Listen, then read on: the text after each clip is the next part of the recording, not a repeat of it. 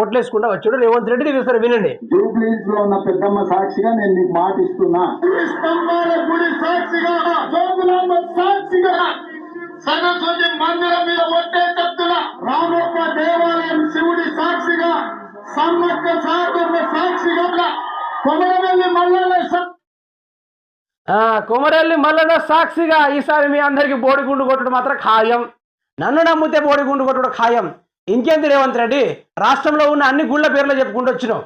ఇక ఆ రాష్ట్రంలో ఉన్న ఫేమస్ అయిన గోదావరి మీద కూడా ఒట్టాయి, అటు భద్రాచలం ఉంది, ఆ భద్రాచలం మీద ఒట్టాయి, ఆడ సీతారాములు ఉన్నారు వాళ్ళ మీద కూడా ఒట్టాయి, కొండగట్టు అంజనే ఉన్నాడు ఆయన మీద కూడా ఒట్టాయి, ఆడ వెంబడ రాజన్న ఉన్నాడు ఆయన మీద కూడా ఓట్లేసే, ఈడ అనారా షరీఫ్ ఉన్నాడు ఆయన మీద కూడా నువ్వు ఓట్లేసే గట్లేసే రాష్ట్ర ప్రజల మొత్తం గుండు కొట్టి వాళ్ళకు పంగనామాలు కట్టి వదిలేయి రేవంత్ రెడ్డి.